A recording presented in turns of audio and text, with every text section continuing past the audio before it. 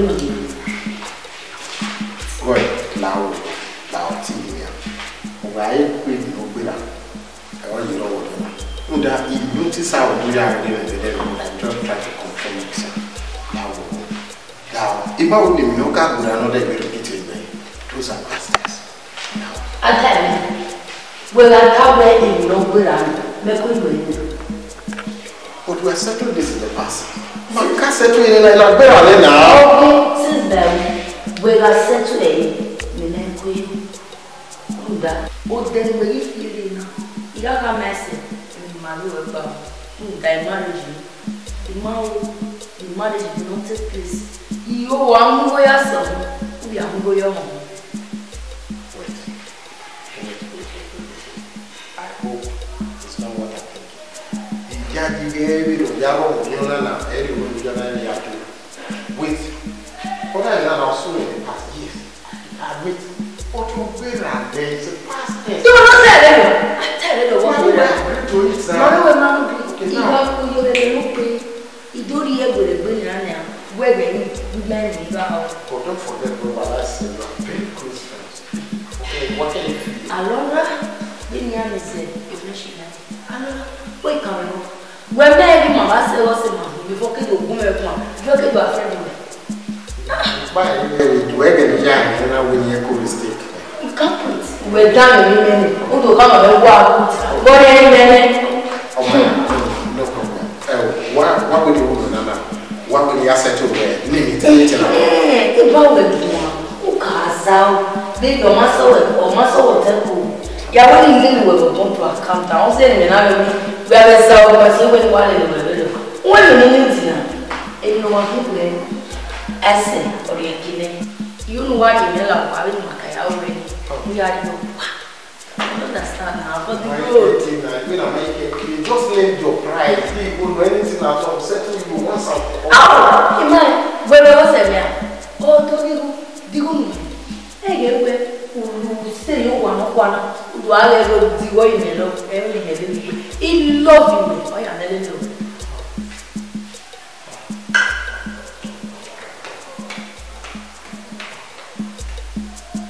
Okay.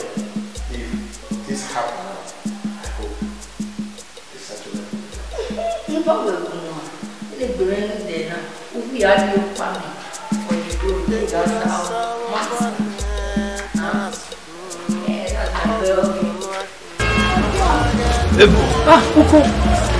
Uko wali there dia.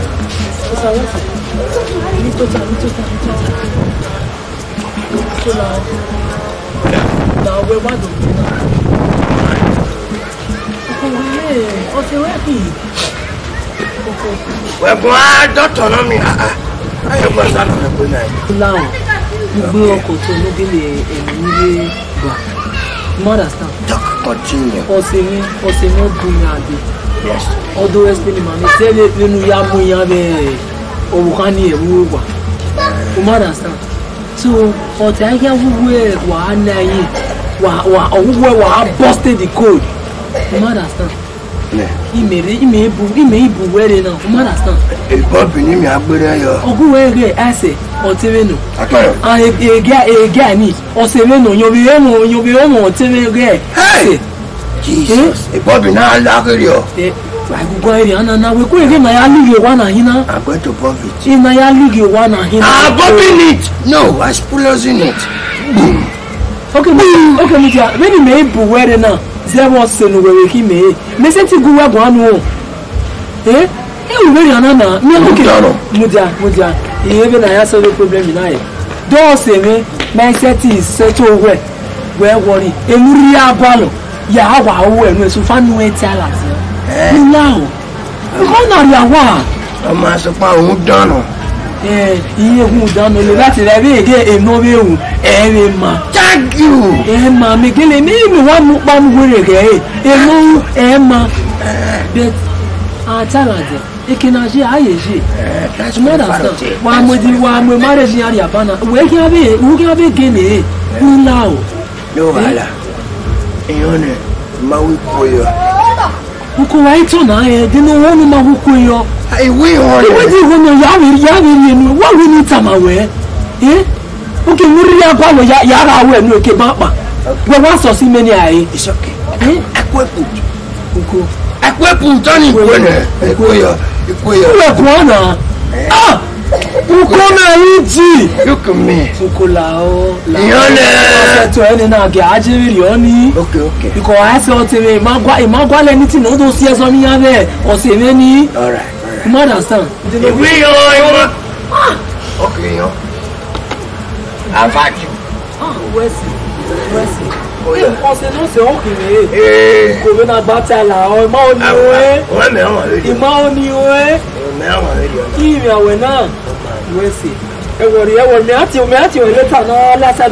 okay. Ah, where's it? Look at me. That's not that. Well, Basa, yeah, boy. Who down fire? I worry. Judge, I will keep it. Maybe keep it in my stomach. No, I will go. I'll go back for me. Don't deal with me. Fuck you.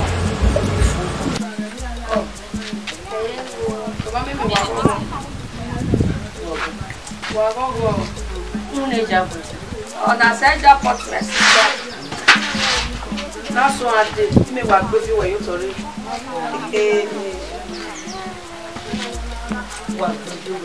Wait in any minute. We're guests. How you dressed in him? Go dressed. Yeah, to see him. You get it.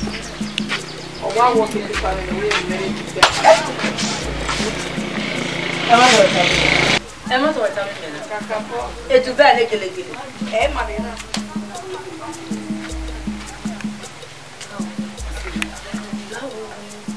You come to the no man in the view.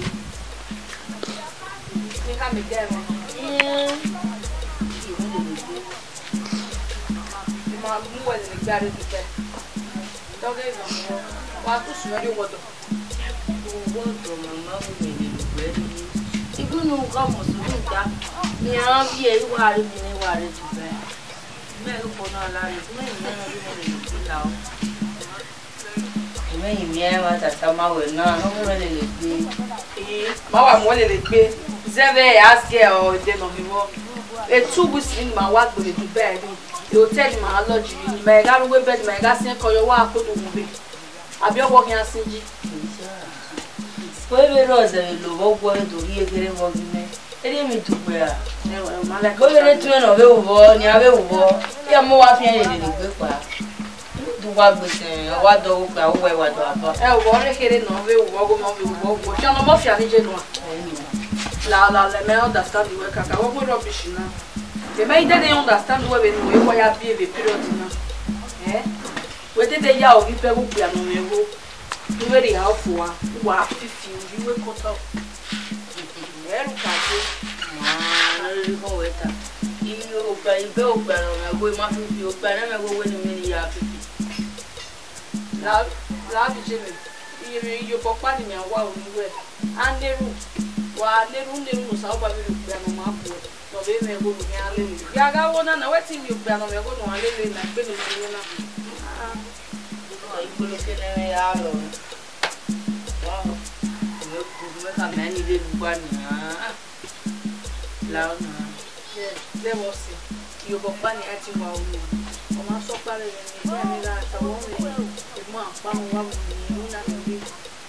my wife will nobody take care of the so any genuine so I will be a man.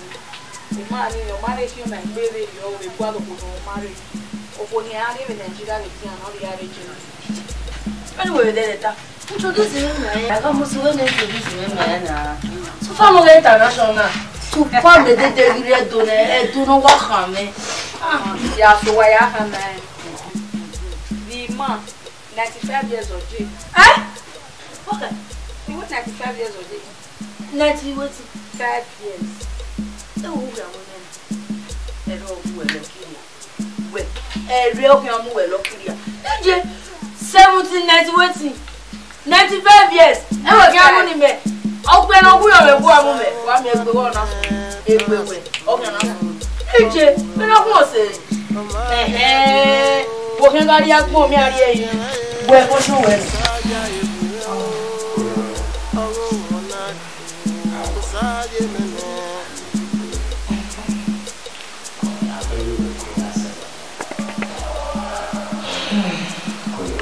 So how far how you planning it's your goal why you planning here now? Because you just a week away now. Get to the house. You know, what's the new that company? Maybe the 3 to your choice. Let me work it on my choice a week. Yes, now it's next weekend now. Just can't. Don't be enough for someone to deal with for someone. Just can't to be with you for Come on. Let the team change out my I don't know what about someone. Anyways, baby, as for that, so you can always spend it down with me. I think the girl will be okay.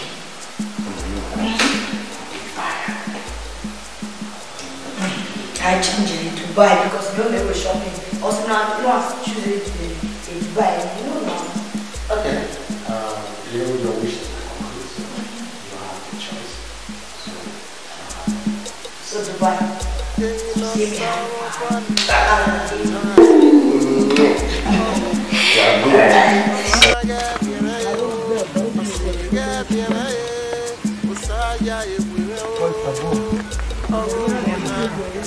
Sister, I'm in the way up when they Ija, utuobe, utuowe.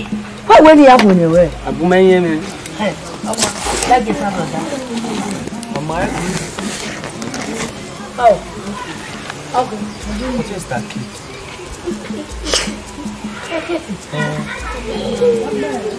Costa. Oh, we met him here. What time you think I wear? Then we are to it. I know we are. My way, or you have Because I'm no woman. I can't open him. We are you away from the way we are now. One, we are tired. So the one. Oh, Salopa, Salopa, and they are booked. Sister, Oh, Larry, take it all over. They don't want it, but you know, Yak Bassin. My baby, or I will tell me, but what painful, but he has also one. Go, go, or you come away. It tells you well, I'm with the only come away. My hands up. Oh, I saw what one waffle. It's my getting your time. Sound of what?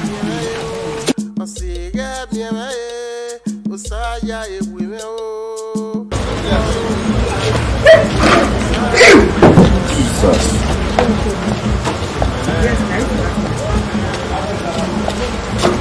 Hello. I'm in Austin now. I'm in a battle. I'm in a warrior. I need to tell you to make my mark on the man of boss your record. No, something is about to happen in the marriage life. When I go near the marriage, nothing about where it's okay, calm down. You calm down and everything. I will tell you. Jesus, I'm a reaction now. I'm a model. Don't cry. Okay, not to die, no sooner than bamboo. A bamboo. Okay, we are getting what we are doing. Let me come straight to you. Where are the blues? I the blues on Sister Rabia, I the blues on the Mujaka Webra. That marriage want to disappoint you, nice.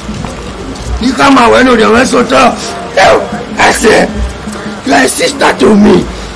To tell you, you know, boss your record. No, boo. Your record. It's okay. I will not cry again.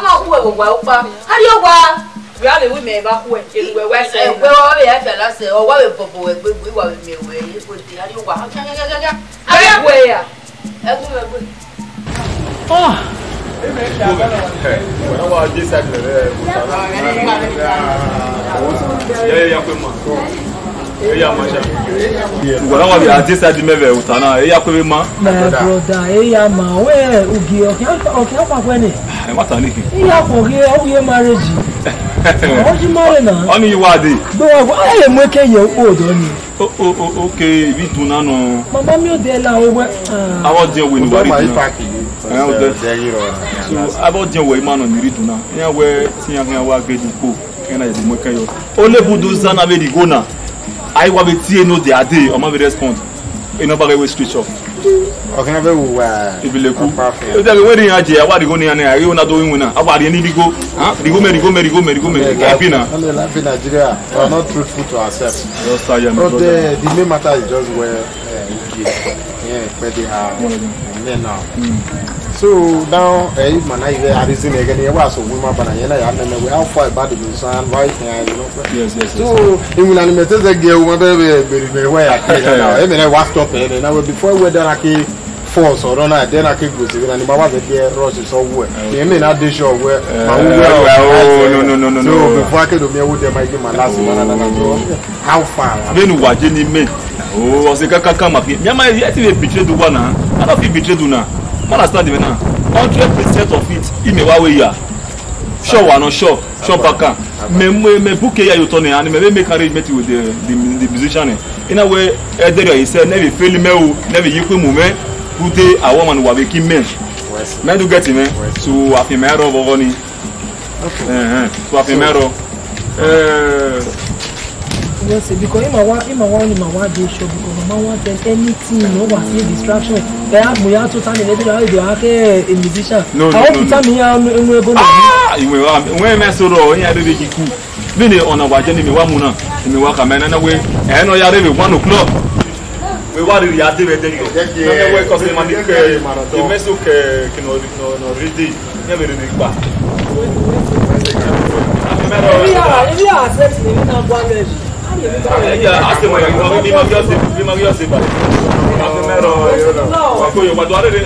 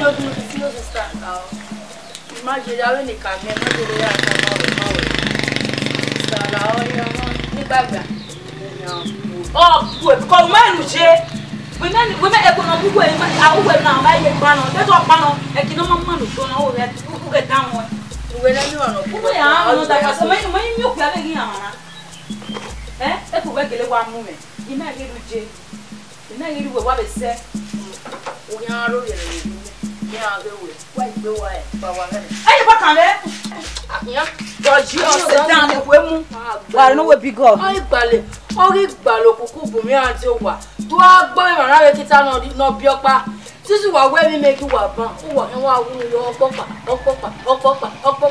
say, where you may go like it. And not go away with them. They are my Yara, boy. Let's go on a hammer with that. To see you turn up again. Oh, my God, I see, get me away. Usaya, if we will.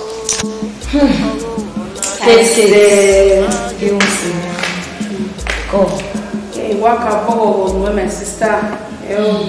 What's the or Sinogo, Mom Begin, or some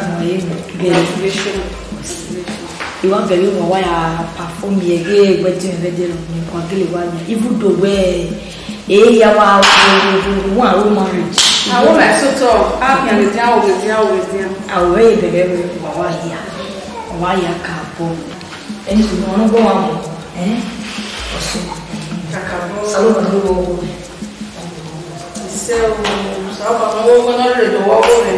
how could you talk with them? I can't go now. Over on where I want you one very well. Anyway, gay, look about it. Java cooked and then put in one figure. Ah, do you put okay, love, very see. Anyways, home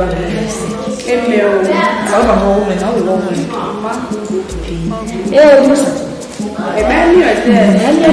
It's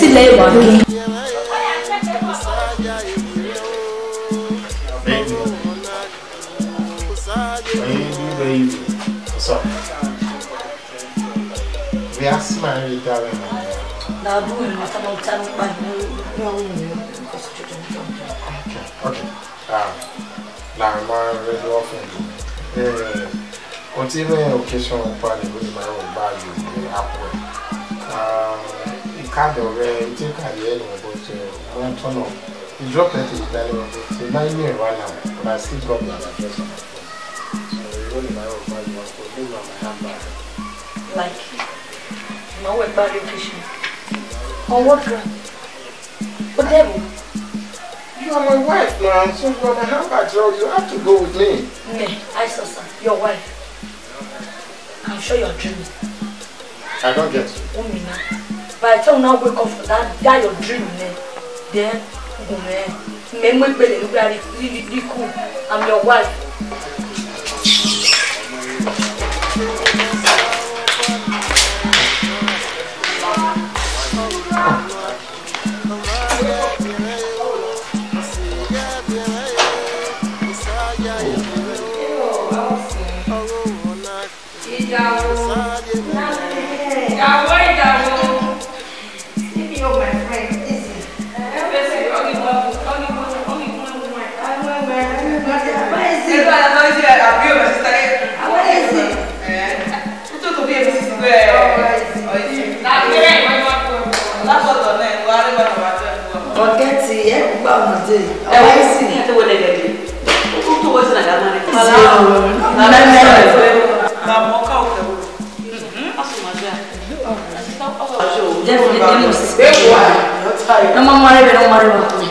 It's just a question of time.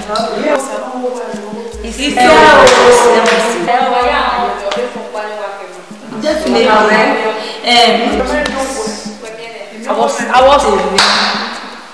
was because during my wedding, when we were getting 1 year support, so you guys were fully on ground.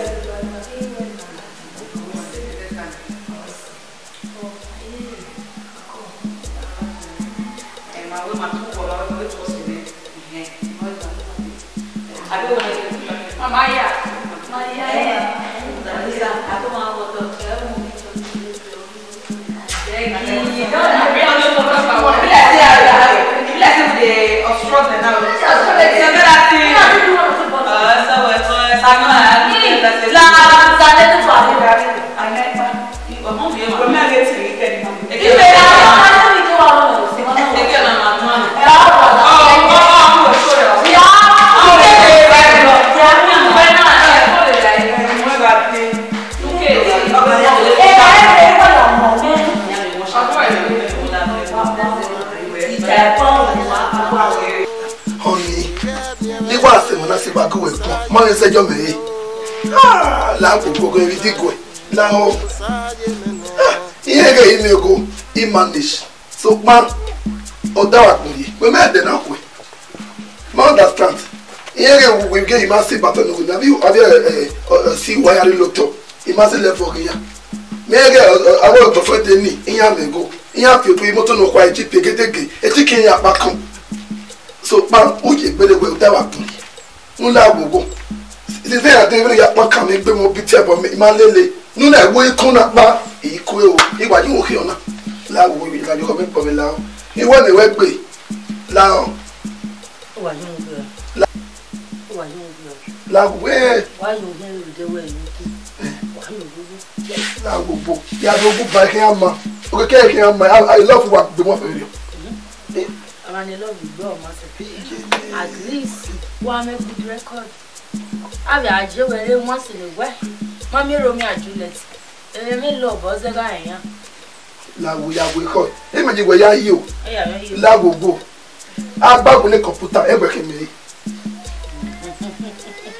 Agbagun ni computer. Ya ki lo ka. Ọmọ lórí ta igujo. E lo foja mi kiyan. Pale me no ko nu ra agbagun ni computer. Yes. E o ki me. Lawo go. Ma we kan ba live. To le ba mo we. Da da mo we. Owo se ri o baba mo. O du e wan yun we o. Au. Mo be ka ya gun megun ni na ka so afre du we. Mo ka ya gun megun e. You understand? Ebere wa mo we na. Ibu mo da mo we ji. Awo wo mo we me gbo. Da mo we ji. Ebere wa mo we na. Lawo bo ye ya yege. E no ko no we ye mo gwe. E o e ni ji nkuye. Ika pese. Ene we ka mo we na wa mi ji nkuye. Iya we e na dia pa o gbo ma ho. E we na me we me me ku we ba me mo hia gbo. Lawo bo e ko. Lawo bo. Mo ta gbo we mi do ala. Nagi mo ta gbo. E na mi we ri pe no ina ku we. O me me go e ma so me.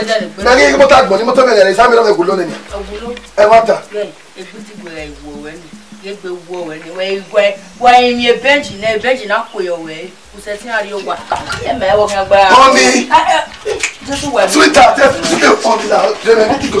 Lawo.